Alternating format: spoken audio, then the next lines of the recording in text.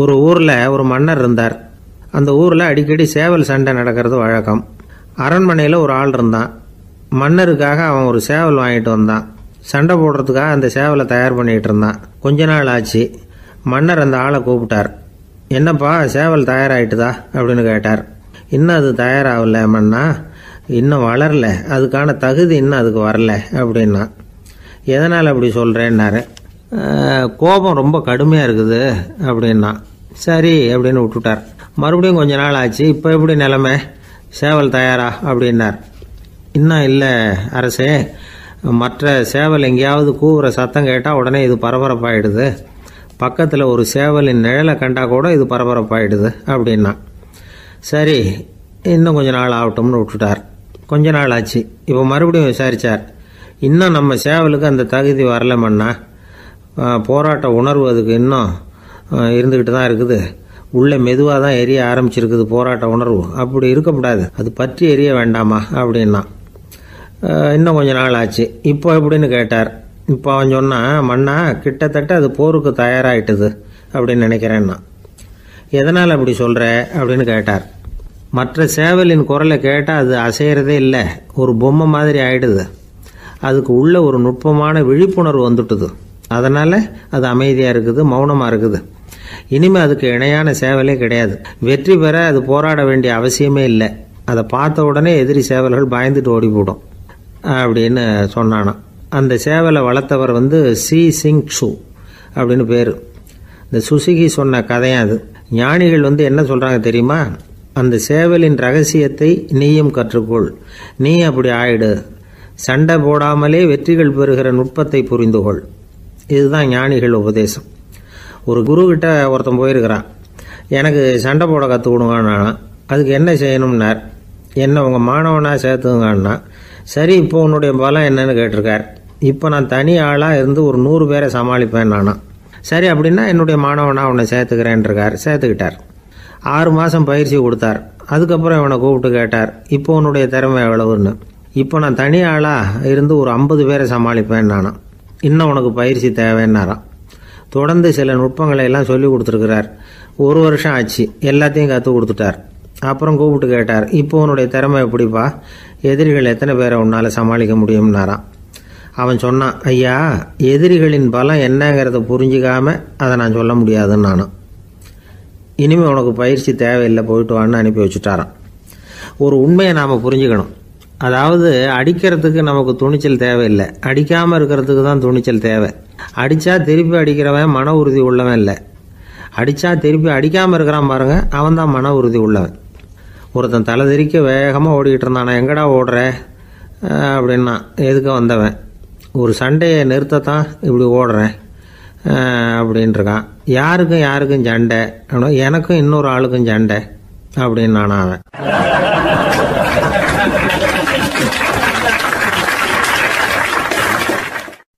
எது ரொம்பவும் கஷ்டமான காரியம் அப்படின்னு கேட்டார் ஒருத்தர். ஒருத்தருக்கு ஒருத்தர் சண்டை போடாமல் இருக்கிறது தான் ரொம்ப கஷ்டமான காரியம் அப்படின்னு தோணுது. ஒரு நாட்டுக்கும் இன்னொரு நாட்டுக்கும் சண்டை, நாட்டுக்குள்ளேயே ஒரு குரூப்புக்கும் இன்னொரு குரூப்புக்கும் சண்டை. ஏன் சண்டை போட்டுக்கிறீங்கன்னு கேட்டு பாருங்கள். நாங்கள் சமாதானத்துக்காக தான் சண்டை போட்டுக்கிறோம் அப்படிம்பாங்க. வாழறதுக்காக பிறந்த மனுஷன் லட்சியத்துக்காக உயிரை விட தயார் அப்படின்னு சொல்லிகிட்டு இருப்பான். அப்படி உயிரை விடுறவங்கள நாமளும் பாராட்டுவோம். ஆனால் ஒன்றுமில்லாத விஷயங்களுக்கெல்லாம் சண்டை போடுறவங்களெல்லாம், அப்படிப்பட்டவங்களையும் சரி உயிரை விடுறவங்களையும் சரி என்னென்னு சொல்கிறது, யுத்தங்களாலேயும் சண்டைகளாலேயும் நாம் அடையிறது என்னங்கிறது ஒரு பக்கம் இருக்கட்டும், இழக்கிறது என்ன தெரியுமா? ஏராளமான உயிர்கள். ரத்தம் சிந்துறதுக்கு நான் தயார் அப்படின்னு மார்தட்டி சொல்லலாம். ஆனால் ரத்தம் சிந்தினா உயிர் காத்துக்கிட்டு இருக்க தயார் இல்லை. அதாவது உயிர் நமக்காக காத்துக்கிட்டு இருக்க தயார் இல்லை. இழக்கிற ரத்தத்தை ஈடுகட்டினா தான் உயிரை காப்பாற்ற முடியும். அதனால் இது சம்மந்தமாக ஆராய்ச்சி செய்கிற கட்டாயம் ஏற்பட்டு போச்சு. அதோட விளைவாக புதுசாக ஒன்றை கண்டுபிடிச்சிருக்கிறாங்க. அதுதான் செயற்கை ரத்த பொடி. இப்போ இந்த திடீர் சாம்பார் பொடி, திடீர் ரசப்பொடி, திடீர் காப்பி பொடி இப்படிலாம் சொல்கிறோம்ல, அது மாதிரி இது திடீர் ரத்த பொடி. இஸ்ரேல் ஒரு சின்ன நாடு, மக்கள் தொகை குறைச்சல், அதோட போர்கள் வேறு. அதனால் காயம்பட்டவங்களை காப்பாற்றியே தீர வேண்டிய கட்டாயம். காப்பாற்றணும்னா ரத்த இழப்பை தடுக்கணும். அப்படின்னா உடனடியாக புது ரத்தம் செலுத்தி ஆகணும். திடீர்னு ரத்தம் வேணும்னா எங்கே போகிறது? அதுவும் கிடைக்கிற ரத்தம் சேர்கிற குரூப்பாக இருக்கணும். ஒரு வேடிக்கை பார்த்தீங்களா, நான் வேறு குரூப்பு நீ வேறு குரூப்புன்னு இவன் சண்டை போடுறான். இதில் அடிபட்டவனுக்கு ரத்தம் கொடுக்க போனால் அதுலேயும் அது வேறு வேறு குரூப்பாக இருக்குது. அது ரத்தமும் வேறு வேறு குரூப்புன்னு சொல்லிகிட்டு இருக்குது. எந்த குரூப்பு ரத்தம் வேணும்? அது உடனடியாக கிடைக்கலன்னா என்ன பண்ணுறது? இப்படிப்பட்ட கஷ்டம்லாம் நமக்கு வந்துடுது. இதுக்காக தான் விஞ்ஞானிகள் இந்த ரத்த பொடியை கண்டுபிடிச்சிருக்கிறாங்க. அதாவது ஒரு ஆள் அடிபட்டு போட்டான்னு வச்சுங்களேன், அவனுக்கு ரத்தம் கிடைக்கல, உடனே என்ன பண்ணலாம்? இந்த சுத்தப்படுத்தப்பட்ட தண்ணீரை கொஞ்சம் எடுத்துக்க வேண்டியது, அதில் இந்த ரத்த பொடியை கரைக்க வேண்டியது. இப்போ இந்த செயற்கை ரத்தம் வந்து தயாராகிட்டுது. இதை அந்த ஆள் உடம்புல ஏற்றி விட்ற வேண்டியது. இயற்கையாக நம்ம உடம்பில் இருக்கிற ரத்தம் என்னென்ன வேலை செய்யுதோ அதே வேலையை இதுவும் செய்யும். அதாவது ஆக்சிஜனை உடம்புல எல்லா இடத்துக்கும் எடுத்துகிட்டு போகுது. அந்த வேலையை இந்த செயற்கை ரத்தமும் செஞ்சுடுது. ஆனால் ஒரு விஷயம், இந்த செயற்கை ரத்தம் ஒரு அவசரத்துக்கு தான் உபயோகப்படுத்தலாம், ஒரு முதல் உதவி மாதிரி. அதை அப்படியே நிரந்தரமாக விட்டுற முடியாது. பின்னாடி வந்து தேவையான குரூப்பு உண்மையான ரத்தம் கிடைச்ச உடனே அதை செலுத்திக்கணும். உண்மையான ரத்தத்தை 20லேருந்து 40 நாள் வரைக்கும் தான் பாதுகாக்க முடியும். அதுவும் குளிர்பதன பெட்டியில். அதுக்குள்ளே உபயோகப்படுத்தலைன்னா அது வீணாக போயிடும். இந்த ரத்த பொடி அப்படி இல்லை, எவ்வளோ நாள் வேணும்னாலும் அப்படியே வச்சுருக்கலாம். குளிர்பதன பெட்டியும் தேவையில்லை. ஆனால் ஒன்று, இது தண்ணியில் கலந்து செயற்கை ரத்தமாக ஆக்கிவிட்டா அதோட வலு 72 மணி நேரம் தான். அதாவது 3 நாள். அதுக்குள்ளே அந்த ஆசாமியை எங்கேயாவது ஆஸ்பத்திரிக்கு தூக்கிட்டு போய் உண்மையான ரத்தத்தை கொடுத்துடணும். சண்டையில் அடிபடுறவங்க, சாலை விபத்தில் அடிபடுறவங்க, இவங்களுக்கெல்லாம் அவசரத்துக்கு கை கொடுத்து உதவுறது இந்த செயற்கை ரத்த பொடி. அதுக்கப்புறம் நாம் கொடுக்குற ரத்தம் தான் அவங்கள காப்பாற்றணும். இன்றைக்கி வந்து ரத்தத்தை தானமாக கொடுக்க தயாராக இருக்கிற நல்ல உள்ளங்கள் ஏராளம். எவ்வளவு ஆக்சிடெண்ட்டு, ஆப்ரேஷன், இதில் சம்மந்தப்பட்டவங்களை வந்து காப்பாற்றுறது நாம் தானமாக கொடுக்குற ரத்தம் தானே. ஒரு ஆக்சிடெண்ட்டு, ஒரு ஸ்கூட்டர் ஒரு ஆள் மேலே மோதி விட்டுது, பார்த்து வரக்கூடாதா அப்படின்னா அந்த ஆள், நீ தான் பார்த்து நடக்கணும், ஏன்னா 20 வருஷமாக நான் அந்த ஸ்கூட்டரை ஓட்டிகிட்டு இருக்கிறேன் அப்படின்னு நானா இவன். இதுக்கு அவன் சொன்னானா, நீ தான் பார்த்து ஓட்டணும், ஏன்னா 40 வருஷமாக நான் இப்படி நடந்துக்கிட்டு இருக்கிறேன் அப்படின்னு நானா.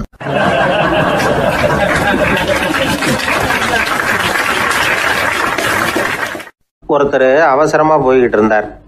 எங்கே போய்கிட்டு இருக்கீங்க அப்படின்னு கேட்டார் ஒரு பெரியவர். கடைக்கு போகிறேன் சார், சாமான் வாங்கிறதுக்கு அப்படின்னார். அங்கே போகிறதுக்கு முன்னாடி தெரிஞ்சிக்க வேண்டியதெல்லாம் தெரிஞ்சுக்கிட்டீங்களா அப்படின்னு கேட்டார் பெரியவர். கடைக்கு போய் காசை கொடுத்து ஒரு பொருளை வாங்கிட்டு வரப்போகிறோம், இதில் தெரிஞ்சிக்க வேண்டியது என்ன இருக்குது அப்படின்னார் அலட்சியமாக. இப்போ அந்த பெரியவர் பேச ஆரம்பித்தார். இந்த உலகத்தில் எந்த ஒரு செயலில் இறங்குறப்பவும் நாம் நல்லா ஆலோசனை பண்ண வேண்டிய விஷயம் 5 அப்படின்னார். உதாரணமாக, ஒருத்தன் கடைக்கு போய் ஏதோ ஒரு பொருளை வாங்கிட்டு வர போகிறான்னு வச்சுக்கங்களேன். அப்போ கூட அவன் வந்து 5 விஷயங்களை பற்றி தெரிஞ்சுக்க வேண்டியிருக்குது அப்படிங்கிறார் அவர். முதல்ல அந்த பொருள் எப்படிப்பட்டது அப்படிங்கிறத தெரிஞ்சுக்கணும். 2வதாக தன்னை பற்றியும் தெரிஞ்சுக்கணும். அப்போ தான் அந்த பொருள் தனக்கு தேவையா இல்லையா அப்படிங்கிறத புரிஞ்சுக்க முடியும். 3வதாக தெரிஞ்சுக்க வேண்டியது ஒன்று இருக்குது. அது என்னன்னா, அந்த பொருளை அடையறதுக்கு வழி என்ன அப்படிங்கிறது தெரிஞ்சுக்கணும். அதாவது எவ்வளவு பணம் கொடுத்தா அது கிடைக்கும், இது மாதிரியான விஷயங்கள். 4வதா அந்த பொருளை அடையிறது மூலமாக நாம் அடையக்கூடிய பயன் என்ன அப்படிங்கிறதையும் உணரணும். 5வது அந்த பொருளை அடையிறதுல இருக்கக்கூடிய தடை எது அப்படிங்கிறதையும் நாம் தெரிஞ்சுக்கணும். பெரியவர் பேசுறது ஏதோ தத்துவம் மாதிரி தெரியுது இல்லையா? தத்துவம் தான். அதாவது இப்படி உலகியல் வாழ்க்கையில் சின்ன சின்ன விஷயங்கள்லேயே நாம் 5 விஷயங்களை தெரிஞ்சுக்க வேண்டி இருக்குது. அது ரொம்ப அவசியமாக இருக்குது. பேரின்ப நிலைன்னு சொல்கிறாங்கல்ல, அது மாதிரி பெரிய சமாச்சாரங்கள்லேயும் இந்த 5 விஷயங்களை நாம் தெரிஞ்சுக்க வேண்டியிருக்குது. அதுக்கு பேர் என்னன்னா அர்த்த பஞ்சகம். வைணவ சமயத்தில் அர்த்த பஞ்சகம்ங்கிறது ரொம்ப பெரிய விஷயம். கடைக்கு போகிறது மாதிரி கடவுளை பார்க்க போகிறப்போ நாம் 5 விஷயங்களை தெரிஞ்சுக்கணுமா. முதல்ல பரம்பொருள் அப்படிங்கிறது என்ன, அதோட தன்மைகள் என்ன, இதை தெரிஞ்சுக்கணும். இதுக்கு பேர் என்னன்னா பரமாத்ம ஸ்வரூபம் அப்படின்னு பேர். 2வது நாம யாரு, நம்மோட தன்மை என்ன அப்படிங்கிறத தெரிஞ்சுக்கணும். நான் யாருன்னு எனக்கே தெரியலங்கிறப்போ இதை நான் சொல்கிறேன்னு இது என்னுடையதுன்னு சொல்கிறது தப்பு தானே. அப்புறம் 3வது விஷயம், பரம்பொருளை நாம் அடையிறதுக்கு வழி எது, இதை தெரிஞ்சுக்கணும். இது வந்து உபாய ஸ்வரூபம் அப்படின்னு பேர். 4வது விஷயம், நாம் அடைய வேண்டிய பயன்கள் என்ன அப்படிங்கிறது தெரிஞ்சுக்கிறது. இதுக்கு புருஷார்த்தம் அப்படின்னு பேர். 5வது, அந்த பயனை அடைய விடாமல் தடுக்கிற தடைகள் யாவை அப்படிங்கிறது தெரிஞ்சுக்கிறது. இது விரோதி ஸ்வரூபம். இதைத்தான் தடையியல் அப்படின்னு சொல்றாங்க. அதாவது பரமாத்மாவை பற்றிய அறிவு, ஜீவாத்மாவை பற்றிய அறிவு, உபாயம் பற்றிய அறிவு, புருஷார்த்தம் பற்றிய அறிவு, இந்த 4 அறிவுக்கும் எதிரடையா, அதாவது அதையெல்லாம் தப்பா புரிஞ்சுக்கிறதால உண்டாகக்கூடிய அறிவு விரோதி ஸ்வரூபம். என்ன இது தகவல்ல ஏதாவது கதை சொல்லுவீங்கன்னு பார்த்தா ஏதோ தத்துவம் பேசிக்கிட்டு இருக்கிறீங்களே அப்படின்னு நினைக்கலாம். இதுவும் தெரிஞ்சுக்க வேண்டிய ஒரு பெரிய விஷயம்தான். காதில் போட்டு வச்சா எப்போவாவது உபயோகப்படும். என்னுடைய நண்பர் ஒருத்தர் ஒரு நாள் என்கிட்ட சொன்னார், சார், அடுத்த மாதம் தஞ்சாவூரில் ஒரு கல்யாணம், போகிறதா வேண்டாமா அப்படின்னு ஒரே குழப்பமா இருக்கு அப்படின்னார். நான் உடனே இந்த அர்த்த பஞ்சக உபதேசம் பண்ண ஆரம்பித்தேன். அவர் எல்லாத்தையும் பொறுமையாக கேட்டுவிட்டு, சரி சார், நான் போகிறதுன்னு முடிவு பண்ணிவிட்டேன்னார். எப்படி இந்த முடிவுக்கு வந்தீங்க அப்படின்னு கேட்டேன். அவர் சொன்னார், சார், அந்த 2வது பாயிண்ட் ஒன்று சொன்னீங்களே, அதை புரிஞ்சுக்கிட்டதுக்கு அப்புறம்தான் இந்த முடிவுக்கு வந்தேன் அப்படின்னார். என்ன 2வது பாயிண்ட்டுன்னு? அதாவது தன்னை பற்றி புரிஞ்சுக்கணும் அப்படின்னு சொன்னீங்க. உடனே என்னை பற்றி புரிஞ்சுக்கிட்டேன், நான் யாருங்கிறது எனக்கு தெரிஞ்சுது, உடனே போகிறது தான் நல்லதுன்னு முடிவு பண்ணிவிட்டேன்னார். நீங்கள் யாருன்னு கேட்டேன். நான் தான் சார் அந்த கல்யாணத்தில் தாலி கட்ட வேண்டிய மாப்பிள்ளை அப்படின்னார்.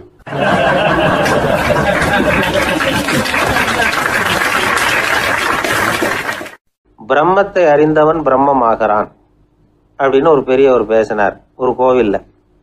தைத்திரிய உபனிஷத்து அப்படி சொல்லுதான். இதை கேட்கும் பொழுது நமக்கு ஒரு சந்தேகம் வரும். அது எப்படி? பிரம்மத்தை அறிந்தவன் பிரம்மம் ஆகிறான்னா, சிங்கத்தை அறிந்தவன் சிங்கம் ஆகிறானா, தோசையை அறிந்தவன் தோசை ஆகிறானா?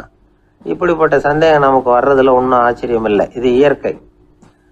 இதுக்கும் அந்த பெரியவரே பதில் சொல்றார். சிங்கம் வேற, நாம வேற.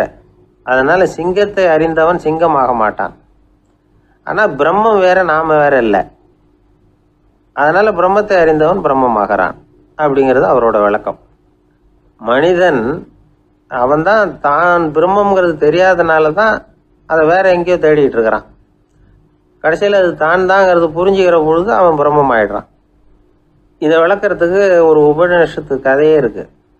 நமக்கு தெரிஞ்ச கதை தான், ஆனால் அதை வேற விதமான அர்த்தத்தில் விளையாட்டாக சொல்லிட்டு இருக்கிறோம். ஒரு சமயம் ஒரு 10 நண்பர்கள் ஒரு காட்டு வழியாக போய்கிட்டு இருக்கிறாங்க. குறுக்க ஒரு நதி, அதை கடந்து அடுத்த பக்கம் போகணும். எல்லாரும் ஒரு வழியாக கடந்து அடுத்த கரைக்கு போய் சேர்ந்துட்டாங்க. அங்கே போய் சேர்ந்ததுக்கு அப்புறம் எல்லாரும் பத்திரமா சேர்ந்துட்டோமா அப்படின்னு தெரிஞ்சுக்கிறதுக்காக எண்ணி பார்க்குறான் அந்த கூட்டத்து தலைவன். அவங்க மொத்தம் 10 பேர். ஆனால் அவன் எண்ணி பார்க்குறப்போ 9 தான் வருது. ஏன்னா அவன் தன்னை விட்டுவிட்டான். எதிரில் நிற்கிறவங்கள மட்டுமே எண்றான். ஐயோ 10வது ஆள் எங்கேங்கிறான், பதறான். சரி நீ இரு, நான் எண்ணி பார்க்குறேன்னு சொல்லிவிட்டு இன்னொருத்தன் எண்றான். அவனும் தன்னை விட்டுட்டு எண்றான். 9 தான் வருது. எல்லாரும் கொய்யோ முறையோன்னு கத்த ஆரம்பிச்சிட்டாங்க. அந்த சமயத்தில் ஒரு பெரியவர் அந்த பக்கமாக வர்றார். என்ன விஷயம்னு விசாரிக்கிறார். 10வது ஆள் 6 அடிச்சுட்டு போட்டுது அப்படின்னு சொல்லி இவங்க அழறாங்க. சரி அழாதீங்க அப்படின்னு சொல்லி அந்த தலைவனை பார்த்து இப்படி வாங்குறார். வர்றான். இப்போ எனக்கு முன்னாடி ஒரு தரம் எண்ணு பார்க்கலாம்ங்கிறார். 1 2 3ன்னு ஆரம்பித்து 9ல் முடிக்கிறான். உடனே பெரியவர், நீ தான் அந்த 10வது ஆள் அப்படிங்கிறார். இது உண்மை. நாம தான் அது. நாம தான் நம்மளை வேற எங்கேயோ தேடிட்டு இருக்கிறோம். நாம எங்கேயோ தேடிட்டு இருக்கிறோமே, அந்த பிரம்மம் நாம தான். இப்படி ஒரு பெரிய உண்மையை விளக்கிறதுக்காக தான் அப்படி ஒரு கதை சொல்லப்பட்டது. ஆனால் அதை நாம வேற விதமாக வேடிக்கையாக உபயோகப்படுத்திக்கிட்டு இருக்கிறோம். எப்படி தெரியுமா? ஒரு ஆத்தங்கரையில் ஒரு 10 பேர் முழிச்சுக்கிட்டே நின்றுக்கிட்டு இருந்தாங்களாம். அந்த பக்கமாக வந்த ஒருத்தன், ஏன் இப்படி முழிச்சுக்கிட்டு நிற்கிறீங்கன்னு கேட்டிருக்கிறான். எங்களுக்கு நீச்சல் தெரியாது, நாங்கள்லாம் அடுத்த கரைக்கு போய் சேரணும் அப்படின்னு நாங்களாம். சரி நான் கொண்டுட்டு போய் விடுறேன். எல்லாரும் அக்கறைக்கு போய் சேர்ந்த உடனே ஆளுக்கு ₹1 வீதமாக மொத்தம் ₹10 எனக்கு கொடுக்கணும் அப்படின்ட்டுருக்கான் இவன். சரின்னு ஒத்துக்கிட்டாங்க. இவன் ஒவ்வொருத்தராக கையை பிடிச்சி மெதுவாக ஆற்றுல இறக்கி அழைச்சிட்டு போயிட்டான். 9 பேரை கரை சேர்த்துட்டான். 10வது ஆள் பாதி ஆற்றுல போயிட்டு இருக்கிறப்போ திடீர்னு வெள்ளம் வந்துட்டுது. புடி நழுவி போச்சு. கையை விட்டுட்டான். வெள்ளம் அடிச்சுட்டு போட்டுது. அழைச்சிட்டு வந்தவன் நீச்சல் அடித்து தடுமாறி கரைக்கு சேர்ந்துட்டான். கரையில் இருந்தவங்களுக்கு இந்த விஷயம் தெரியாது. இருந்தாலும் இவன் உடம்பு பூரா நனைஞ்சி கொஞ்சம் அதிகமாக மூச்சு வாங்க நின்றுக்கிட்டு இருந்தானா, ஏன் இப்படி மூச்சு வாங்குது, என்ன விஷயம் அப்படின்னு கேட்டாங்களாம். அதுக்கு இவன் கொஞ்சமாக அலட்டிக்காம சொன்னானா, வேற ஒன்றும் இல்லை, நீங்கள் கொடுக்க வேண்டிய 10 ரூபாயில் 1 ரூபா குறைஞ்சி போச்சு, அவ்வளவுதான் அப்படின்னானா.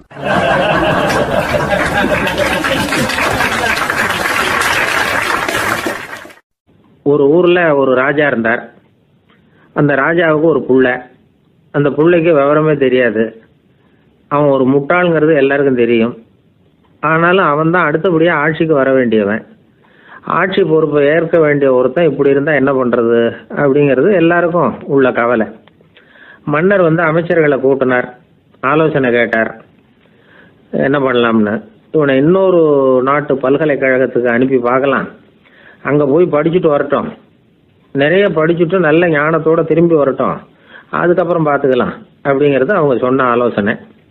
மன்னருக்கும் அது சரின்னு தோணுச்சு. மகனை வெளி தேசத்துக்கு அனுப்பி வச்சார். இவனும் போனான், ஒரு பல்கலைக்கழகத்தில் சேர்ந்தான், நிறைய படித்தான். அதுக்கப்புறம் தந்தைக்கு ஒரு கடிதம் எழுதினான். தந்தையே, நான் நிறைய படிச்சுட்டேன், இனிமேல் நாடு திரும்பலாம்னு நினைக்கிறேன் அப்படின்னு எழுதினான். மன்னருக்கு ரொம்ப மகிழ்ச்சி, அதாவது புள்ள படிச்சுட்டான் அப்படிங்கிற ஆனந்தம். உடனே பையன் திரும்பி வர்றதுக்கு ஏற்பாடு பண்ணார். இளவரசன் நாடு திரும்பினான்.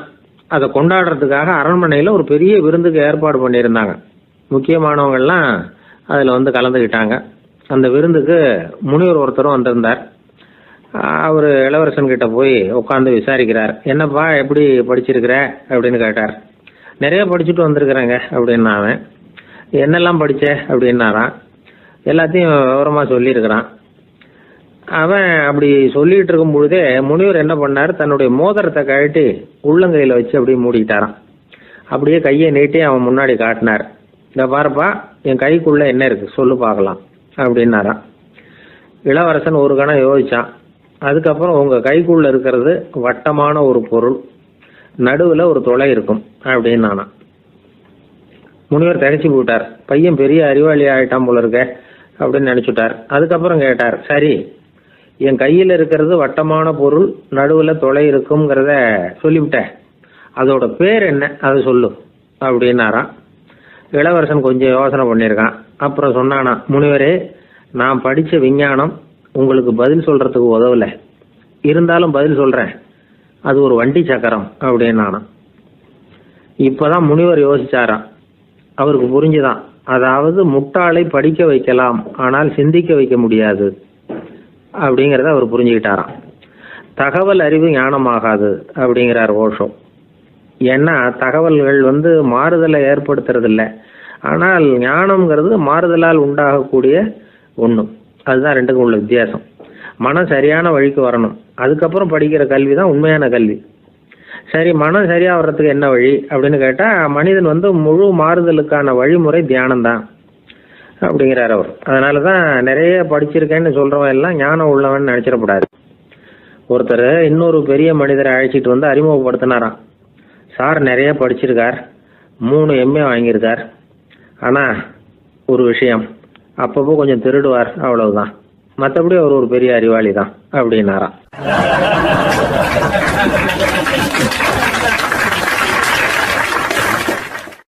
21ஆம் வருஷம் செப்டம்பர் மாதம் 22ஆம் தேதி மதுரை மேலமாசி வீதியில் உள்ள ஒரு வீடு. அங்கே அன்னைக்கு நடந்த ஒரு அற்புத நிகழ்ச்சி பின்னாடி உலக மக்களை எல்லாம் ஆச்சரியப்பட வச்சுது. இந்திய வரலாற்றிலேயே அது ஒரு முக்கியமான நிகழ்ச்சி. உலக மக்கள் கவனமெல்லாம் காந்திஜியின் பக்கம் திரும்புறதுக்கு காரணமாக இருந்த நிகழ்ச்சி அது. கதர் துணி பிரச்சாரத்துக்காக காந்திஜி மதுரைக்கு வந்திருந்தார்.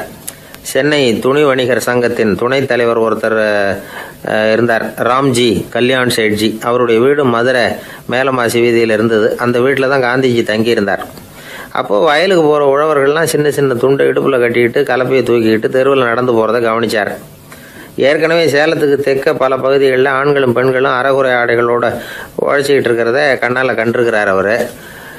இந்தியரின் சராசரி உடை இவ்வளவு தான் அப்படிங்கிறத புரிஞ்சுக்கிட்டார். மனசை என்னவோ பண்ணியிருக்குது. ராத்திரி பூரா அதை பற்றியே யோசனை. 22/9/21 வியாழக்கிழமை காலையில் காந்திஜி எழுந்திருக்கிறார். அவர் கூட தங்கியிருந்தவங்களையெல்லாம் பார்த்து சொன்னார், இன்னையிலேருந்து அறையில் முழு அகலத்துண்டு தான் கட்டுவேன், குளிர் அதிகமாக உள்ள காலங்களில் மட்டும் போர்வை ஒன்றும் உபயோகப்படுத்துவேன், மற்றபடி மேலங்கியோ குல்லாவோ எதுவும் போட்டுக்க மாட்டேன், தற்காலிகமாக இந்த ஏற்பாட்டை 1 மாதத்துக்கு ஏற்றுக்குவேன், அதுக்கு பிறகு உசிதம் போல் எண்ணி பார்த்து முடிவு பண்ணுவேன் அப்படின்னார். அவருடைய குரல் உறுதியாக இருந்துதான்.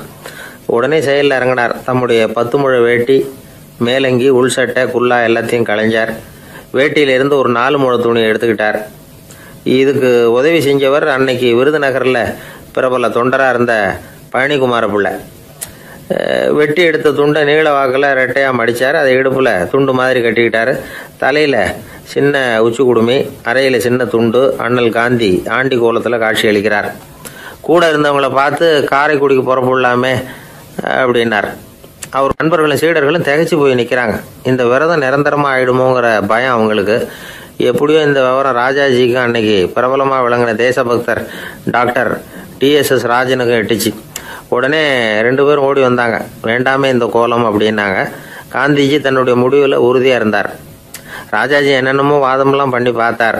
உங்களுடைய வாதத்துக்கு என்னால் பதில் சொல்ல முடியல, இருந்தாலும் நான் செய்கிறது தான் சரிங்கிறதுல எனக்கு சந்தேகம் இல்லை. இன்னைக்கு அதிகாலை 3 மணி இருக்கும். நான் ஓரளவு விழிச்சுக்கிட்டேன். அதாவது உறக்கமும் விழிப்புமா இருந்த நிலையில எனக்கு இந்த எண்ணம் உண்டாச்சு. இது என்னுடைய அந்தராத்மாவின் ஆணை, அதை என்னால் மீற முடியாது அப்படின்னு சொல்லிவிட்டாராம் காந்திஜி. கதர் பிரச்சாரத்துக்காக காரைக்குடிக்கு கிளம்பினார். வாசல்ல 4 மோட்டார் வண்டிகள் காத்துக்கிட்டு இருந்தது. வீதியில 2 பக்கமும் ஜனங்கள். காந்திஜி இடுப்பு துணியோட மோட்டார் வண்டியில ஏறினார். நண்பர்களும் சீடர்களும் மக்களும் உடல் சிலிர்க்க அந்த காட்சியை பார்க்குறாங்க. மோட்டார் வண்டி நகர ஆரம்பிக்குது. எப்பேற்பட்ட காட்சி அது! சுக்கநாத பெருமானியே கூலி ஆளாக்கிய மண், அப்படி ஆக்கி மண் சுமக்க வச்ச மதுரை இல்லையா, அந்த மதுரை தான் காந்திஜி துறவி கோலம் கொள்றதுக்கும் காரணமாக இருந்திருக்குது. இது இன்னைக்கு எத்தனை பேருக்கு தெரியும்? ஒரு தடவை காந்திஜி நேருவும் சுற்றுப்பயணம் செஞ்சாங்களாம். ஒரு இடத்துல நடந்து போயிட்டு இருக்கிறாங்க. குறுக்க ஒரு வாய்க்கால். நேரு என்ன பண்ணார் தெரியுமா? தன்னுடைய இளமை துடிப்பை காட்டுறதுக்காக கொஞ்சம் தூரம் பின்னாடி போய் அங்கேருந்து வேகமாக ஓடி வந்து அந்த வாய்க்காலை தாண்டினாராம். காந்திஜி அப்படி பண்ணலை. பக்கத்தில் இருந்த பாலம் வழியாக அந்த வாய்க்காலை கடந்து வந்தார். நேரு காந்திஜியை பார்த்து சிரிச்சுக்கிட்டே, என்ன மாதிரி நீங்களும் தாண்டி இருக்கலாமே அப்படின்னாராம். அதுக்கு காந்திஜி சிரிச்சுக்கிட்டே சொன்னாராம், 2 அடி முன்னேறதுக்காக 5 அடி பின்னாடி போகிறதா அப்படின்னாராம்.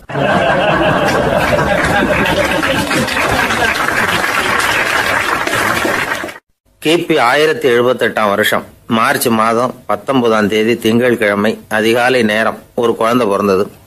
எங்க தெரியுமா? காஸ்பியன் கடலுக்கு தெற்கே பாரசீக மொழி வழங்கிய தபரிஸ்தான் மாநிலத்துல ஜீலான்கிற புனித நகர், அதோட புறநகர் பகுதியில் உள்ள நீப்புங்கிற ஊர்ல தான் அந்த குழந்தை பிறந்தது. அந்த இடம் இப்போ ரஷ்யாவில் இருக்கு. அந்த குழந்தை யாருன்னு நினைக்கிறீங்க? அதுதான் முஹித்தீன் பெருமான், ஆன்மீக சாதனைகள் புரிந்த மகான் முஹித்தீன் ஆண்டகை. தன்னுடைய 18வது வயசுல உயர்கல்விக்காக ஜீலான் நகரத்தை விட்டு பகுதாத் நகரத்துக்கு புறப்பட்டு போறார். இளம் பிராயம் தானே, அதனால துணைக்கு ஒரு வர்த்தக கூட்டத்தோட சேர்ந்து போயிட்டு இருக்கிறார். ரொம்ப தூரம் போகணும்.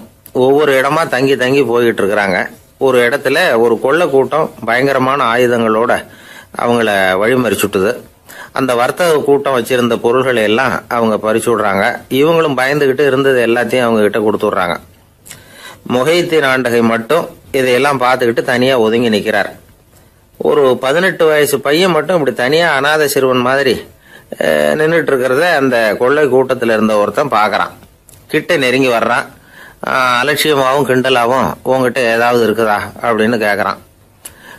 இவங்கிட்ட என்ன இருக்க போகுது அப்படிங்கிற நம்பிக்கையில அவன் அப்படி கேட்கறான். உடனே இவரு, ஓ இருக்குதே, என்கிட்ட 40 தீனார் இருக்கு அப்படிங்கிறார். இப்படி சொல்லியும் அந்த கொள்ளைக்காரனுக்கு நம்பிக்கை வரல. என்னிடம் விளையாடாத, பொய் சொல்லாத, உண்மையை சொல்லு அப்படிங்கிறான் அவன். உண்மையைத்தான் சொல்றேன், என்கிட்ட 40 தீனார் இருக்கு அப்படிங்கிறார் இவர். எங்க வச்சிருக்கிற அப்படின்னு கேக்குறான். சட்டையின் விழாப்புறத்துல உள்ள பகுதியில அதை வச்சு தச்சிருக்கிறாங்க அப்படின்னு உண்மையை சொல்றார். உடனே கொள்ளை கூட்ட தலைவன் அதை கத்தியால கீறிப்பார் அப்படின்னு உத்தரவு போடுறான். அந்த சட்டையை கிழிக்கிறாங்க. உள்ள இருந்து 40 பொற்காசுகளும் பொல பொலன்னு கீழே கொட்டுச்சு. அதை பார்த்த உடனே அந்த கொள்ளை கூட்ட தலைவன் மலைச்சு போய் நின்னுட்டான். காசை பார்த்துட்டு அவன் மலைச்சு போகல. பொய் பேசாத அந்த பையனோட நேர்மையை பார்த்துட்டு அவன் அப்படி நின்னான். மெதுவா அந்த பையன் கிட்ட வந்தான். ஏன்பா, நீ என்ன பணக்கார குடும்பமா அப்படின்னு கேட்டான். அப்படிலாம் இல்ல, எனக்கு அப்பா இல்ல, அம்மா மட்டும்தான் உண்டு. எங்க அப்பா எனக்குன்னு விட்டு போன சொத்தே இந்த 40 தீனார் தான் அப்படின்னாரு இவர். அப்படி இருந்துமா உண்மை பேசணும்னு ஆசைப்பட்டேன். என்கிட்ட ஒண்ணும் இல்லைன்னு ஒரு வார்த்தை சொன்ன உன்னை விட்டுருப்போமே அப்படின்னா அவன். அப்படி இல்லைங்க, நான் இறைவன் திருநாமத்தை அறியக்கூடிய கல்வி ஞானத்துக்காக இப்ப போயிட்டு இருக்கிறேன். இறைவன் திருநாமத்தை உச்சரிக்க வேண்டிய நாவால பொய் பேசக்கூடாதுன்னு எங்க அம்மா சொல்லியிருக்கிறாங்க. அதனால நான் எப்பவுமே பொய் சொல்ல மாட்டேன் அப்படின்னு என்னுடைய தாய்க்கு வாக்கு கொடுத்திருக்கிறேன் அப்படின்னார் அவர். முகையத்தின் பெருமான் வார்த்தைகளை கேட்ட அந்த கொள்ளையர்கள் மனம் திருந்தி நல்லவங்களா ஆயிடுறாங்க. அந்த கொள்ளையர் தலைவன் பிற்காலத்துல ஒரு பெரிய மகான் ஆயிடுறார். பெரியவர்கள் வாழ்க்கையில நடக்கிற இது மாதிரி சம்பவங்கள் தான் நாம நல்ல விதமா வாழறதுக்கு துணையா இருக்கும். அந்த காலத்துல கொள்ளையர்களே பெரியவங்க செயலை பார்த்து மனம் திருந்தி இருக்கிறாங்க. இந்த காலத்துல யார் இப்படி இருக்கிறா? இந்த காலத்துல மகான் ஒருத்தரை பார்த்தேன், எனக்கு வேண்டியப்பட்ட மகான். ஏங்க நீங்களும் மகான் ஆகிறதுக்கு முன்னாடி கொள்ளை அடிச்சுட்டு இருந்தீங்களா அப்படின்னு கேட்டேன். அவர் மெதுவா கண்ணை திறந்து என்ன நிமிர்ந்து பார்த்தார். அப்படி இல்லப்பா, நான் கொள்ளை அடிக்கிறதுக்காகத்தான் மகானாவே ஆகி இருக்கிறேன் அப்படின்னு சொல்லிவிட்டு மறுபடியும் கண்ணை மூடிட்டார்.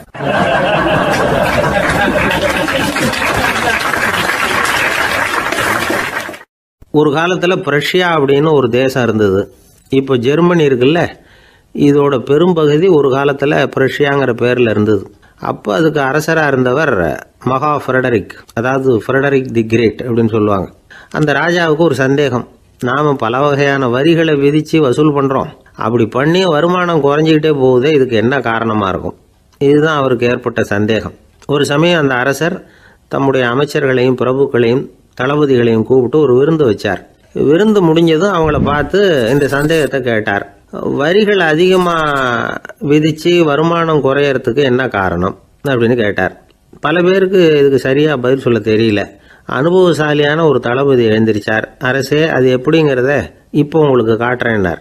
உடனே ஒரு பெரிய பனிக்கட்டி ஒன்றை தன்னுடைய கையில் எடுத்தார். அதை அப்படியும் எப்படியும் திருப்பி பார்த்தார். அப்புறம் அடுத்தவர்கிட்ட கொடுத்தார். அவர் அதை அப்படியும் திருப்பி பார்த்துட்டு அடுத்தபடியா இருந்தவர்கிட்ட கொடுத்தார். இப்படியே இதை ஒவ்வொருத்தரா பார்த்துட்டு ஒவ்வொரு கையா மாறி கடைசியில மன்னர் கைக்கு போய் சேர்ந்தது. மன்னர் கைக்கு அந்த பனிக்கட்டி போய் சேர்ந்தப்போ அது கொஞ்சம் கொஞ்சமா உருகி ஒரு பட்டாணி கடலை சைஸுக்கு ஆயிட்டுது. மன்னர் யோசனை பண்ணார், வரி அதிகமாக போட்டாலும் வந்து சேர்றது குறைவா இருக்கிறதுக்கு என்ன காரணம் அப்படிங்கிறது அவருக்கு புரிஞ்சு போச்சு. காலம்தான் மாறிட்டு இருக்கே தவிர இந்த கையூட்டு வாங்குற பழக்கம் மாறினதாக தெரியல. இன்னொரு ராஜா இருந்தார். அவர் தன்னுடைய ராஜாங்கத்தில் லஞ்ச ஊழலே சுத்தமாக இருக்கக்கூடாது அப்படின்னு நினைச்சார். அவர்கிட்ட பல்வேறு துறைகளுக்கும் பொறுப்பாக இருந்த பல பேரும் ரொம்ப சுத்தமாகவும் நேர்மையாகவும் இருந்தாங்க. ஒரே ஒருத்தர் மட்டும் எல்லார்கிட்டையும் லஞ்சம் வாங்கிட்டே இருந்தார். அவரை வேற வேற துறைகளுக்கு மாற்றி பார்த்தாரு. அந்த ராஜா என்னென்னமோ பண்ணி பார்க்குறாரு. எந்த வேலையை கொடுத்தாலும் அதுலேயும் லஞ்சம் வாங்குறதுக்கு ஒரு வழியை உண்டு பண்ணிக்குவார் அந்த ஆள்.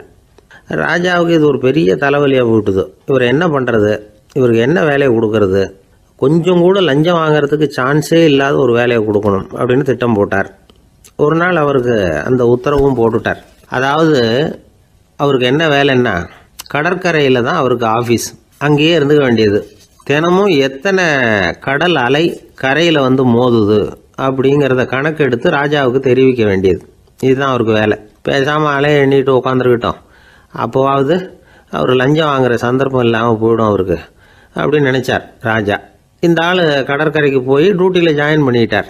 ஒரே மாசத்துல அங்கே சொந்தமாக ஒரு பிரம்மாண்டமான மாளிகை கட்டிவிட்டாரு. ராஜாவுக்கு இது பெரிய ஆச்சரியமா போச்சு. அலையை என்ற வேலையில் அந்த ஆள் எப்படி பணம் சம்பாதிச்சார் அப்படின்னு விசாரிச்சு பார்த்தார் அக்கம் பக்கத்தில். அந்த ஆள் என்ன பண்ணியிருக்கிறாருன்னா, கடற்கரையில் போய் பொறுப்பை ஏற்றுக்கிட்ட உடனே அங்கே இருந்த மீனவர்கள்கிட்ட எல்லாம் இந்த கரையில் வந்து ஒரு நாளில் வந்து மோதுற அலைகள் எத்தனை அப்படின்னு கேட்டிருக்காரு. அது எப்படிங்க தெரியும்னு இருக்காங்க அவங்க. தினமும் அந்த எண்ணிக்கை தெரியணும். நம்ம ராஜாவுக்கு தினமும் அறிக்கை அனுப்பணும், டெய்லி ரிப்போர்ட்டு. தவறுனா நீங்கள் இந்த கடலில் போய் மீன் பிடிக்கிறதுக்கு ராஜாவோட அனுமதி கிடைக்காது அப்படின்னு இருக்காரு. உடனே மீனவர்களும் பயந்து போட்டாங்க. கடலுக்கு போகிறதுக்கு அனுமதி இல்லைன்னா பட்டினி கிடக்கிறது மாதிரி ஆயிடுமே. மெதுவாக அந்த ஆளுகிட்ட போனாங்க, காதோட காதா சொன்னாங்க, ஐயா, எங்களால் வந்து கடல் அலையை வந்து எண்ண முடியாது. தினமும் எங்களால் முடிஞ்சதை உங்களுக்கு பணமாக கொடுத்துட்றோம். நீங்கள் தான் ராஜா கிட்ட சிபாரிசு பண்ணி நாங்கள் தொடர்ந்து மீன் பிடிக்கிறதுக்கு அனுமதி வாங்கி கொடுக்கணும் அப்படின்னு வேண்டிக்கிட்டாங்க. பணம் தினமும் வந்து சேர ஆரம்பிச்சுட்டுது. பதவியில் மற்ற பதவியோட இந்த பதவி எவ்வளவோ மேல் அப்படின்னு நினச்சிட்டான் அந்த ஆள். அது மட்டும் இல்லை, தயவு பண்ணி என்னை இந்த இடத்த விட்டு மாற்றி விடாதீங்க சார் அப்படின்னு வேற கேட்க ஆரம்பிச்சுட்டானா.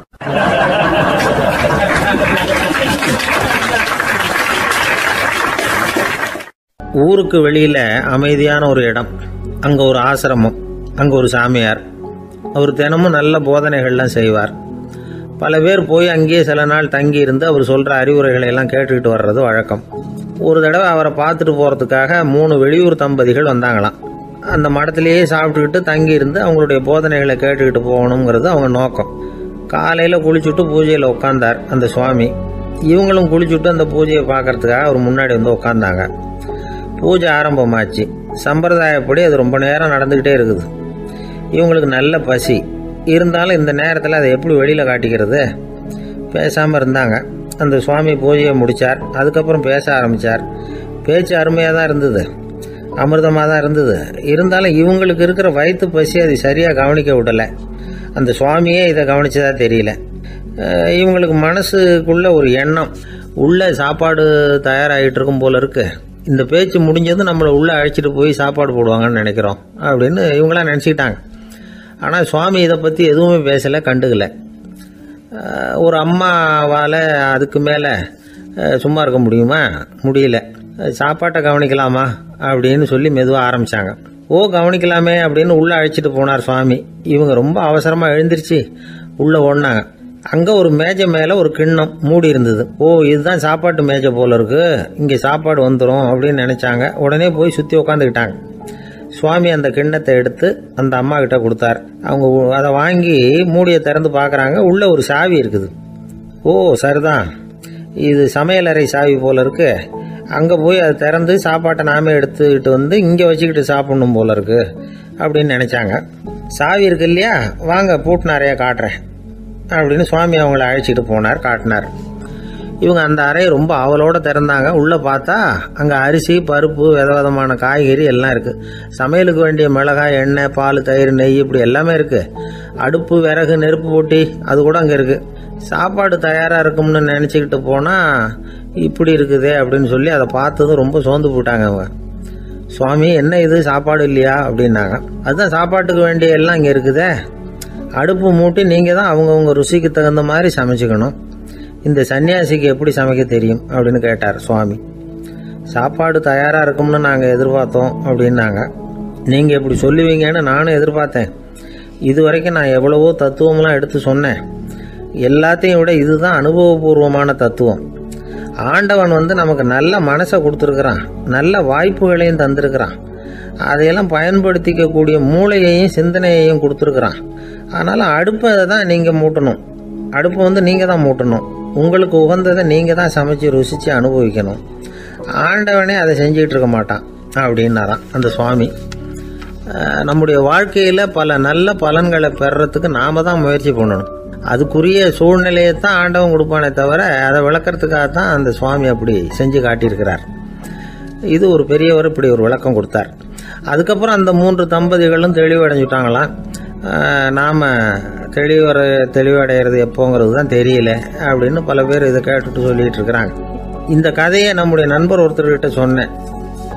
அந்த நண்பர் ரொம்ப சந்தோஷப்பட்டார். நீங்கள் சொல்கிறது கரெக்டு சார், ஆனால் நான் அதை விட ஒரு படி மேலே சார். எனக்கெல்லாம் அரிசி, பருப்பு இருக்கிற ரூம் எதுன்னு கையை காட்டிட்டா போதும். உடனே கிண்ணத்துலேருந்து சாவியை எடுத்து கொடுக்கணுங்கிற அவசியம்லாம் இல்லை எனக்கு. அப்புறம் எப்படி ரூமை திறந்துருவீங்க அப்படின்னு கேட்டேன். பூட்டை உடைச்சி திறந்துருவேன், அதுதான் எனக்கு பழக்கம் அப்படிங்கிறார்.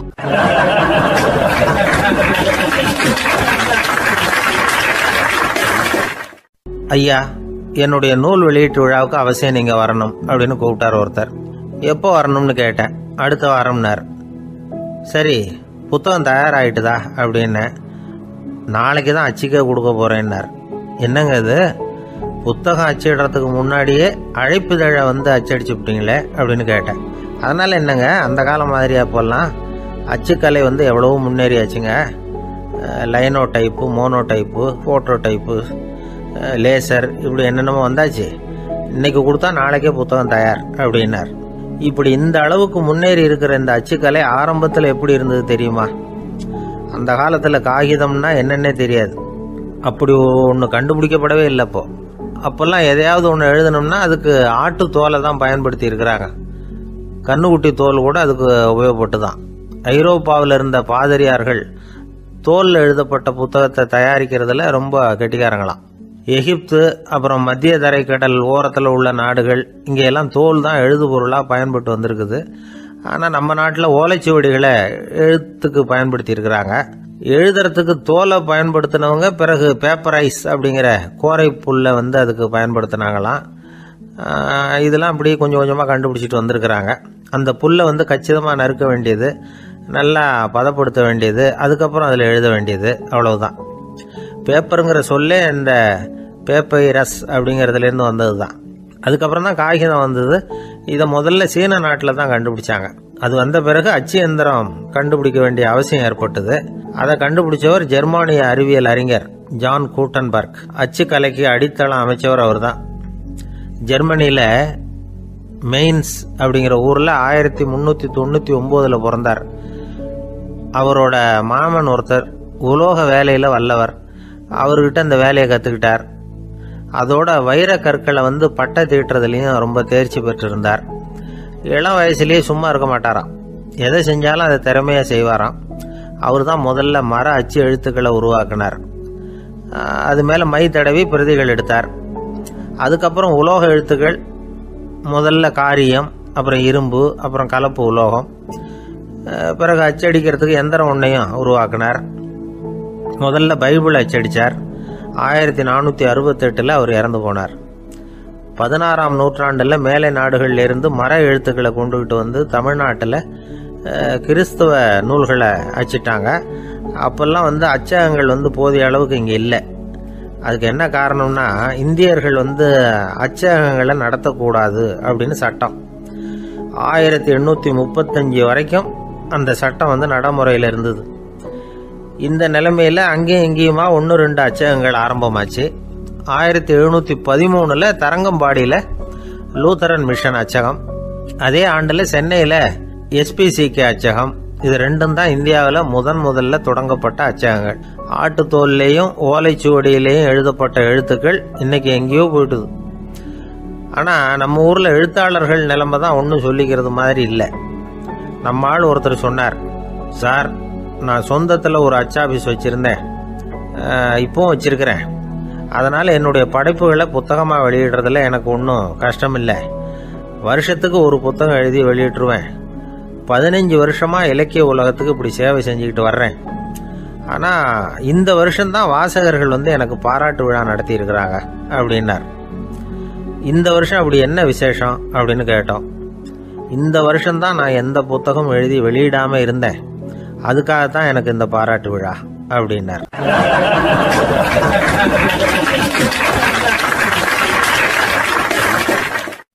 ஐயா, என்னுடைய நூல் வெளியீட்டு விழாவுக்கு அவசியம் நீங்கள் வரணும் அப்படின்னு கூப்பிட்டார் ஒருத்தர். எப்போ வரணும்னு கேட்டேன். அடுத்த வாரம்னார். சரி, புத்தகம் தயாராகிட்டுதா அப்படின்னேன். நாளைக்கு தான் அச்சிக்க கொடுக்க போகிறேன்னார்.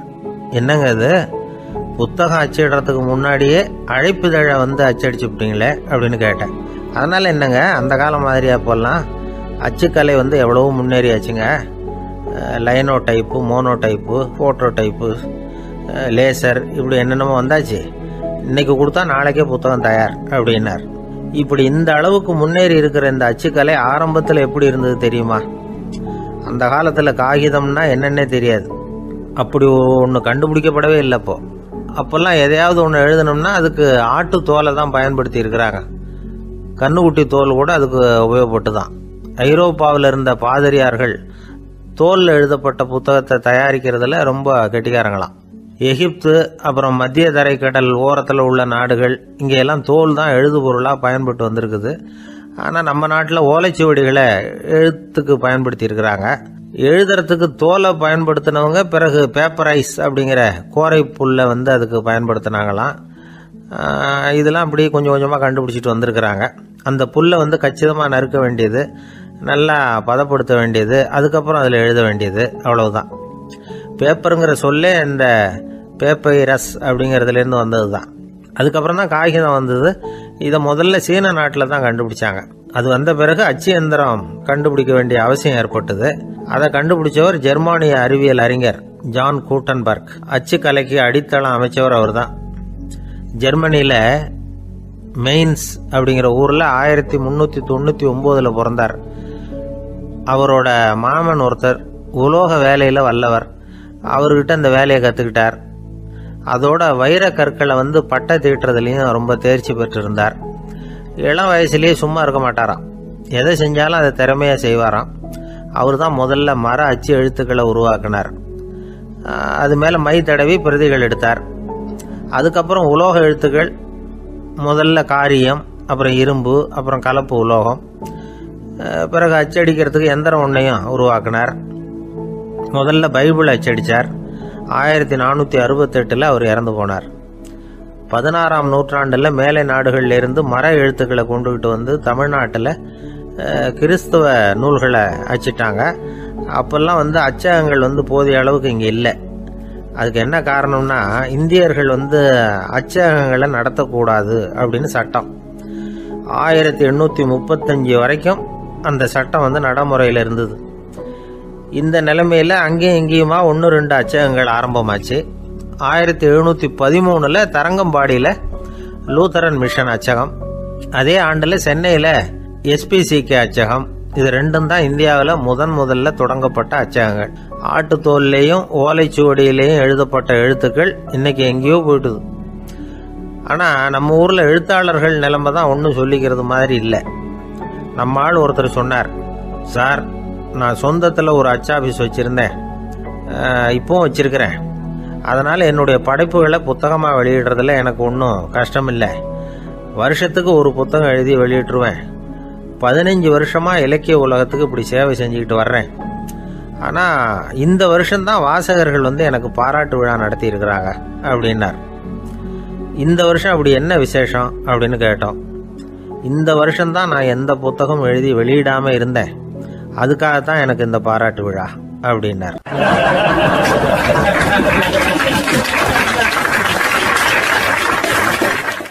ஒரு நண்பர் இருக்கார். எப்போ பார்த்தாலும் கையில் ஒரு புத்தகம் இருக்கும். புத்தகம் இல்லாமல் எங்கேயும் புறப்பட மாட்டார். எதுக்காக இப்படி எடுத்துகிட்டு போகிறீங்க அப்படின்னு கேட்டால், எனக்கு இது ஒரு நல்ல நண்பன் மாதிரி. இந்த காலத்தில் எங்கே போனாலும் காத்திருக்க வேண்டியிருக்கு. அது மாதிரி சமயத்தில் நான் நண்பன் கூட பேசிக்கிட்டு இருப்பேன் அப்படிம்பாரான். ஒருத்தர் ஒரு பெரிய அரச பதவியில் இருந்தார். அவர் பதவியிலேருந்து இறங்க வேண்டிய சூழ்நிலை. அரசு கொடுத்துருந்த வீட்டை விட்டுட்டு வெளியில் வர்றார். வரும்பொழுது 2 கையிலையும் 2 பெட்டியை எடுத்துகிட்டு வந்தாராம். சார் உங்களுடைய உடைமைகள் அப்படின்னு கேட்குறாங்க அங்கே இருந்த ஊழியர்கள். இவர் தன்னுடைய கையில் இருக்கிற பெட்டியை காட்டி, இதுதான் என்னுடைய சொத்து அப்படின்னாராம். ஒரு பெட்டியில் அவருடைய உடைகள், இன்னொரு பெட்டியில் அவர் விரும்பி படிக்கிற புத்தகங்கள். அவ்வளவுதான். இதுதான் இருந்துதான். புத்தகம் படிக்கிறது மனசுக்கு நல்லதுங்கிறது நமக்கு தெரியும். புத்தக வாசிப்பு உடம்புக்கும் நல்லதுங்கிறாங்க. அது நமக்கு ஆச்சரியமாக தான் இருக்குது.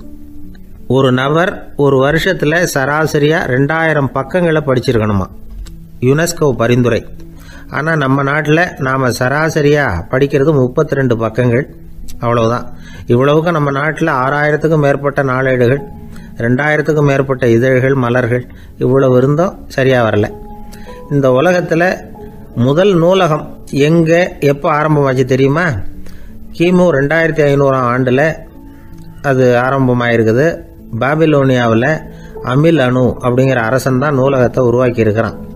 அப்போல்லாம் தாள் கிடையாது, களிமண் தான். களிமண் பலகைகளில் எழுதி அது தொகுத்து அப்படியே நூலாக்கி அதை நூலகத்தில் வச்சுருப்பாங்களாம். அரசருடைய நூலகத்தில் 1000த்துக்கும் மேற்பட்ட நூல்கள் இருந்ததாக வரலாற்று குறிப்பு இருக்குது. அது மட்டும் இல்லை, அந்த நூலகத்தில் பொருள் வாரியாக, அதாவது சப்ஜெக்ட் வாரியாக புத்தகங்களை வகைப்படுத்தி வச்சுருந்தாங்களாம். அதில் மிச்சம் இருந்த ஒரு 25 களிமண் பலகை புத்தகங்கள் இன்றைக்கும் பிரிட்டிஷ் அருங்காட்சியகத்தில் இருக்குதான். அச்சு தாள் இதெல்லாம் ஏற்பட்டதுக்கு அப்புறம் அமைக்கப்பட்டது தான் பிரான்சில் இருக்கக்கூடிய பாரிஸ் நூலகம். 1480 பிரெஞ்சு மன்னர் 11ஆம் லூயி இந்த நூலகத்தை அமைச்சாராம். ஆனால் அப்போல்லாம் அரசர்கள் மட்டும்தான் நூலகத்தை பயன்படுத்த முடியுமா. அதுக்கப்புறம் 17ஆம் நூற்றாண்டில் இந்த முறை மாறி பொதுமக்கள் அங்கே போகலாம், படிக்கலாம் அப்படிங்கிற நிலைமை வந்துதான். போட்லியன் நூலகம் அப்படின்னு அதுக்கு பேர், பாரிஸ் நகரத்தில் இருக்குது. அங்கே தான் நூல்களின் பட்டியல் தயாரிப்பு பணி ஆரம்பமாச்சு. கல்வி வளர்ச்சியையும் நூலகத்தையும் இணைச்சவர் நெப்போலியன் போனபார்ட். முன்பணம் செலுத்தி புத்தகத்தை படிக்கிற முறையையும் அவர் தான் கொண்டுகிட்டு வந்தாராம். மக்கள்கிட்ட வசூலிக்கிற வரியின் ஒரு பகுதியை நூலகத்துக்கு பயன்படுத்தினவரும் அவர் தானா. நெப்போலியன் நூலகத்தில் உலகத்தில் உள்ள எல்லா மொழி நூல்களும் இருக்குதான். அங்கே ஒரு தமிழ் நூலும் இருந்திருக்குது. அது என்னென்னா கம்பராமாயணம். சோவியத் யூனியனுக்கு படையெடுத்து போனப்போ அங்கேருந்து லட்சக்கணக்கான புத்தகங்களை இந்த பனிச்சறுக்கு வாகனங்கள் இருக்குல்ல, அதில் கொண்டுகிட்டு வந்ததாக வரலாறு. அடுத்தபடியாக குறிப்பிட்டு சொல்லத்தக்க நூலகம் எதுன்னா பிரிட்டிஷ் நூலகம். மிக பழைய கையெட்டு பிரதியெல்லாம் கூட அங்கே இருக்குது. 1753 ஆரம்பமாச்சு. அதில் உள்ள நூல்களை வரிசையாக அடுக்கினா 180 கிலோமீட்டர் நீளத்துக்கு வருமா. மிகப்பெரிய நூலகம் அமெரிக்க தலைநகர் வாஷிங்டனில் இருக்குதான். இந்தியாவை பொறுத்த வரைக்கும் பெரிய பழைய நூலகம் எதுன்னா கல்கத்தா நூலகம். எல்லா இந்திய மொழி நூல்களும் இங்கே உண்டு. மகாகவி பாரதியார் நடத்தின இந்தியாங்கிற இதழின் எல்லா பிரதிகளும் அங்கே பாதுகாப்பாக இருக்குது. படிக்கும் பழக்கம் இங்கே வளர வேண்டியிருக்குது. ஒருத்தர்கிட்ட ஒரு புஸ்தகத்தை கொடுத்து விமர்சனம் எழுத சொல்லியிருந்தாங்க. கொஞ்ச நாள் கழித்து அவரை போய் பார்த்து, என்னங்க புஸ்தகத்தை படித்து பார்த்தீங்களா அப்படின்னு கேட்டாங்களாம். இதுக்கு அவர் சொல்லியிருக்கிறார், இன்னும் நான் படித்து பார்க்கலிங்க, இப்போ தானே விமர்சனமே எழுதி முடிச்சிருக்கிறேன், இனிமே தான் படிக்கணும் அப்படின்னாராம்.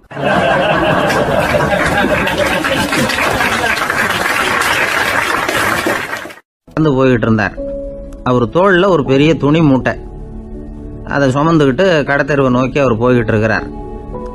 வழியில் அவரை சந்திச்சார் உமர். அவர் கேட்டார், கலீஃபா அவர்களே, எங்கே புறப்பட்டுட்டீங்க அப்படின்னு கேட்டார். கலீஃபான்னா ஆட்சித்தலைவர்னு அர்த்தம். இதுக்கு அவர் சொன்னார், நான் துணி வணிகம் செய்கிறவன், அதனால துணி வியாபாரம் செய்யறதுக்காக போயிட்டு இருக்கிறேன்னார். நீங்க இப்போ இந்த நாட்டுக்கு ஆட்சி தலைவர், ஆட்சி பொறுப்புல இருக்கிறீங்க, நீங்க வியாபாரம் செய்ய போட்டா அரசு பணிகளை செய்யறது யாரு அப்படின்னு கேட்டார் அவர்.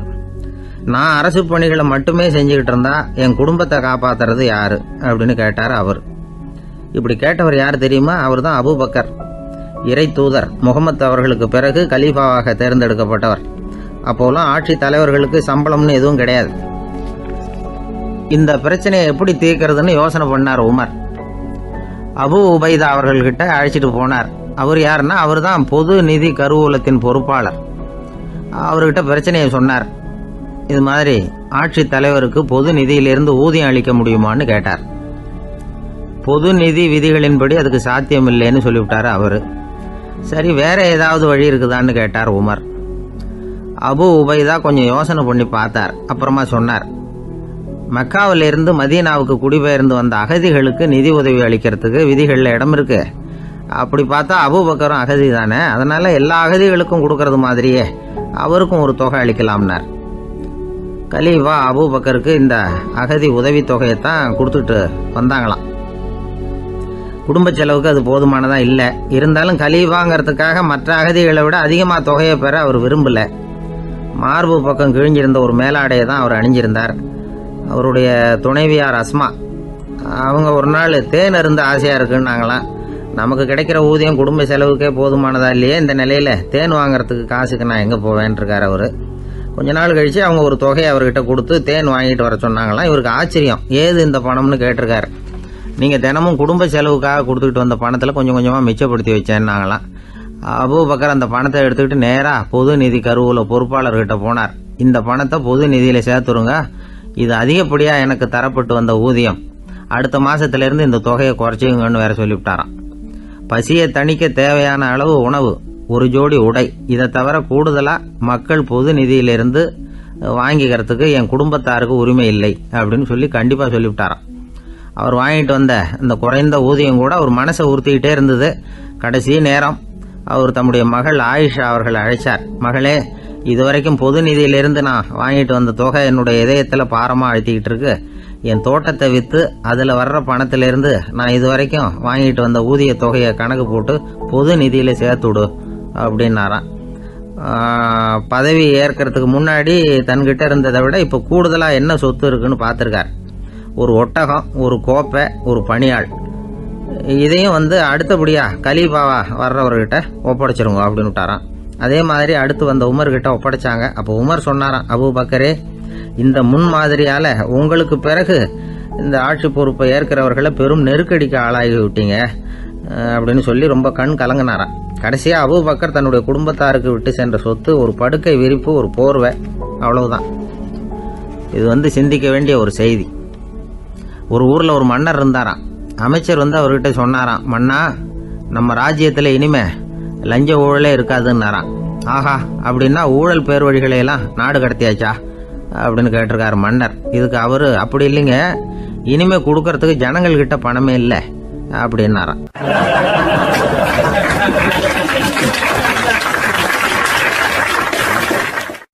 இந்த உலகத்தில் எவ்வளவோ உயிரினங்கள் இருக்கு, ஒவ்வொன்றும் ஒவ்வொரு விதமாக சண்டை போடுது. இப்போ 2 மாடு சண்டை போட்டுக்குதுன்னு வச்சுக்கோங்க, என்ன பண்ணும்? 2 முட்டிக்கும். அதுக்கு சண்டை போடுறதுக்கு ஆயுதமாக உபயோகப்படுறது அதோட கொம்பு. 2 சேவல் சண்டை போட்டுக்குதுன்னு வச்சுக்கோங்க, அதுக்கு ஆயுதமாக உபயோகப்படுறது அதோட கால் நகம். காலால் தான் அது ஒன்றோட ஒன்று சண்டை போட்டுக்கும். ஆனால் 2 மனுஷன் சண்டை போட்டுக்கிறான்னு வச்சுக்கோங்க, இவன் இன்னதை தான் ஆயுதமாக உபயோகப்படுத்துவான்னு குறிப்பிட்டு சொல்ல முடியாது. கல்லை எடுப்பான், கத்தி எடுப்பான், துப்பாக்கி எடுப்பான், என்ன வேணாலும் பண்ணுவான். வாயால் திட்டுவான், கையால் அடிப்பான், காலால் உதைப்பான், சகலகலாக வல்லவன். விலங்குகள்லாம் பொதுவாக வாயை சாப்பிட்றதுக்கு மட்டும்தான் உபயோகப்படுத்துது.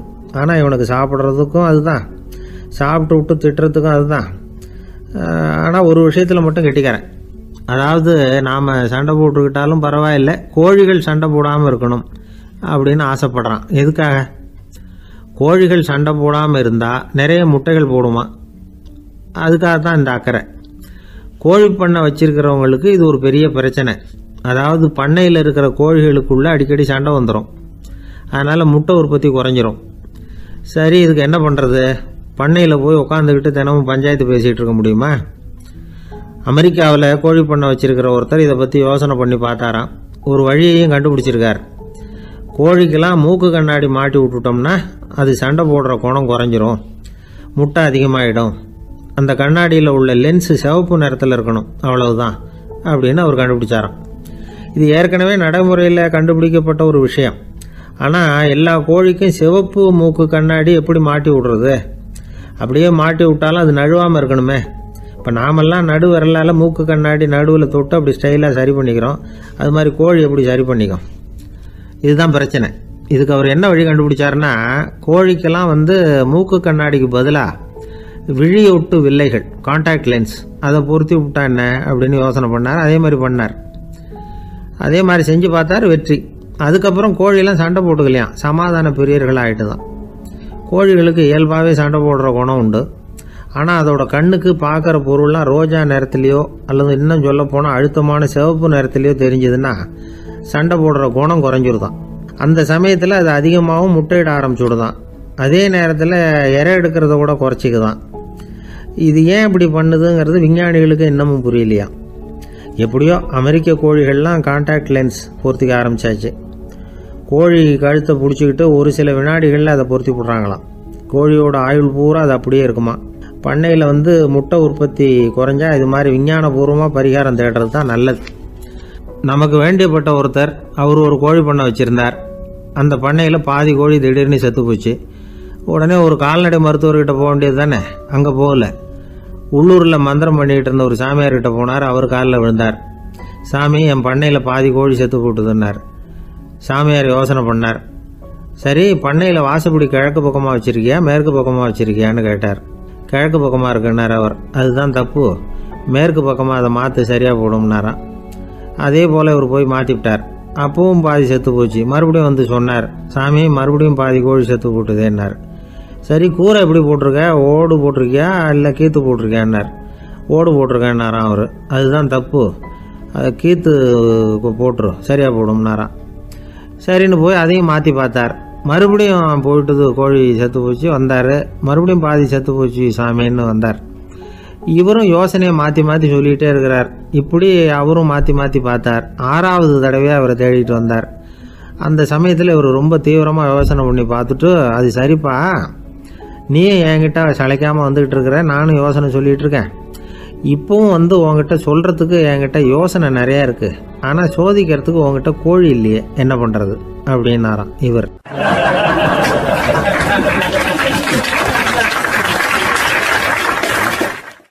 இந்த உலகத்தில் எல்லாருக்கும் மகிழ்ச்சி தரக்கூடிய ஒரு பொருள் எது? இது ஒரு முக்கியமான கேள்வி. இந்த கேள்விக்கு பொருத்தமான ஒரு பதிலை உங்களால் சொல்ல முடியுமா? அதாவது கொஞ்சம் யோசித்து பார்த்தா பணம்னு சொல்லலாமா? இப்போ கையில் காசு இல்லாதவங்ககிட்ட ஒரு 10 ரூபாயை கொடுத்தா அது அவனுக்கு சந்தோஷத்தை கொடுக்கும். ஏற்கனவே வருமான வரி பிரச்சனையில் சிக்கி இருக்கிறவர்கிட்ட இன்னும் கொஞ்சம் பணம் இருந்தாங்கன்னு சொல்லி கொடுத்தோம்னா அது அவருக்கு சங்கடத்தை தான் கொடுக்கும். அதனால் அந்த கேள்விக்கு பணங்கிறது பொருத்தமான பதிலாக இருக்க முடியாது. கேள்வி என்னன்னா, இந்த உலகத்தில் எல்லாருக்கும் மகிழ்ச்சி தரக்கூடிய ஒரு பொருள் எது? சரி, இனிப்புன்னு சொல்லலாமா? ஏன்னா எல்லாருக்கும் இனிக்க தானே செய்யும். அதுலேயும் ஒரு சிக்கல் இருக்குது. சர்க்கரை வியாதிக்காரங்களுக்கு அது என்ன சந்தோஷத்தையாக கொடுக்கும்? ஆக எல்லாருக்கும் வேறுபாடு எதுவும் இல்லாமல் மகிழ்ச்சியை கொடுக்கக்கூடியது வேற ஏதோ ஒன்று இருக்குது. அது என்னன்னு கண்டுபிடிக்கணும். அதுதான் இன்றைக்கி தகவல். இப்போ அதை கண்டுபிடிக்கணும்னா இந்த கதையை கேட்கணும். அது என்ன கதைன்னா, ஒரு ஊரில் ஒரு ராஜா இருந்தார். அவருக்கும் இதே சந்தேகம் வந்துட்டுது. அதாவது எல்லாருக்கும் இன்பம் தரக்கூடிய பொருள் எது அப்படின்னு. இதுக்கு பதில் தெரிஞ்சுக்கிறதுக்கு ஆசைப்பட்டார். சரி, அதுக்கு என்ன செய்யலாம்னு யோசனை பண்ணார். நாட்டு மக்களுக்கு பகிரங்கமாக ஒரு அறிவிப்பு கொடுத்தார். நம்ம நாட்டு மக்கள் இன்பம் தரக்கூடிய பொருள் எதுன்னு நினைக்கிறாங்களோ அதை கொண்டுகிட்டு வந்து அரண்மனையில் உள்ள கண்காட்சி மண்டபத்தில் வைக்கலாம். அப்படி அவங்க வைக்கிற பொருள்களில் எது எல்லாருக்கும் இன்பம் தரக்கூடியதாக இருக்குமோ அதை வச்சவருக்கு 1000 பொற்காசுகள் பரிசு அப்படின்னு அறிவிப்பு கொடுத்துட்டார். ஜனங்கள் இந்த அறிவிப்பை கேட்டாங்க. அதுக்கப்புறம் சும்மா இருப்பாங்களா? 1000 பொற்காசுன்னா சும்மாவா? அவங்க கையில் என்னென்ன கிடைச்சதோ அதையெல்லாம் கொண்டாந்து அரண்மனை காட்சி மண்டபத்தில் வச்சுட்டாங்க. அதுக்கப்புறமா ராஜா அங்கே வந்தார். ஒவ்வொன்றா பார்த்துக்கிட்டே வந்தார். முதல்ல ஒரு குயில் இருந்தது, இனிமையாக பாடக்கூடிய குயில். இந்த குயிலோட இன்னிசை எல்லாருக்கும் இன்பம் தரக்கூடியது தான். இருந்தாலும் காது கேட்காதவங்களுக்கு இந்த இசை எப்படி இன்பம் தர முடியும்? அதனால் இது சரியில்லைன்னு விட்டார். அடுத்தபடியாக போனார். அங்கே என்ன வச்சுருக்குறாங்கன்னு பார்த்தா ஒரு அழகான மயில் அங்கே தோகை விரித்து ஆடிக்கிட்டு இருக்குது. இந்த மயிலோட ஆட்டம் மனசுக்கு இன்பம் தரக்கூடியது தான். இருந்தாலும் பார்வை இல்லாதவங்க இந்த ஆட்டத்தை பார்த்து ரசிக்க முடியுமா? முடியாது. அதனால் இதுவும் சரியில்லை அப்படின்னு சொல்லிவிட்டார். அதுக்கு அடுத்தபடியாக போனார். பல வகையான இனிப்பு பண்டங்களை வச்சுருந்தாங்க. பார்த்தார், வயசானவங்களுக்கும் நோயாளிகளுக்கும் இது இன்பம் தராது, துன்பம் தான் கொடுக்கும் அப்படின்னார். இப்படி ஒவ்வொன்றா பார்த்துக்கிட்டே போகிறார். அழகான மலர்கள், கனிகள், ஓவியங்கள் எதுவுமே பொருத்தமாக தெரியல. சகல பேருக்கும் இன்பம் தரக்கூடிய வகையில் எதுவும் இல்லை. கடைசியாக வந்தார். அங்கே ஒரு களிமண் பொம்மை இருந்தது. அது என்ன பொம்மை தெரியுமா? பசியால் வாடி இருக்கிற ஒருத்தருக்கு ஒரு அம்மா இனிமையாக பேசிக்கிட்டு சோறு போடுறது மாதிரி அந்த பொம்மையை செஞ்சுருந்தாங்க. அதுக்கு கீழே அன்பு அப்படின்னு எழுதியிருந்ததுதான். ராஜா பளிச்சுன்னு ஒரு முடிவுக்கு வந்தார். அந்த பொம்மையை செஞ்ச சிற்பியை வரவழைச்சார், பரிசு கொடுத்தார். அன்பு ஒன்று தான் எல்லாருக்கும் இன்பம் அளிக்கக்கூடிய பொருள். காது கேட்காதவங்களும் அதை கேட்க முடியும், பார்வை இல்லாதவங்களும் அதை பார்க்க முடியும், குழந்தைகளும் அதை உணர முடியும் அப்படின்னு அதுக்கு விளக்கம் கொடுத்தார் அந்த மன்னர். இந்த உலகத்தில் எல்லாருக்கும் மகிழ்ச்சி தரக்கூடிய ஒரு பொருள் அன்பு தான். அதை புரிஞ்சுக்கிட்டு தான் சில கணவன்மார்கள் மனைவி பேரில் ரொம்ப அன்பை காட்டிக்கிறது வழக்கம். ஒரு வீட்டு வாசப்படி பக்கமாக மழைக்கு ஒதுங்கினார் ஒருத்தர். மழை தூரிக்கிட்டு இருந்தது, இருட்டு நேரம். அந்த வீட்டில் இருந்தவர், இன்னைக்கு ராத்திரி வேணும்னா இங்கேயே தங்கிட்டு காலையில் போங்க அப்படின்னார். உடனே இவர் சொன்னார், ரொம்ப நன்றிங்க, ஒரு 10 நிமிஷத்தில் இதை வந்துடுறேன் அப்படின்னு சொல்லிவிட்டு எங்கேயோ ஓடினார். 10 நிமிஷம் கழித்து திரும்பி வந்தார். ஆமாம், எங்கே போயிட்டு வந்தீங்கன்னு கேட்டார் வீட்டில் இருந்தவர். நேராக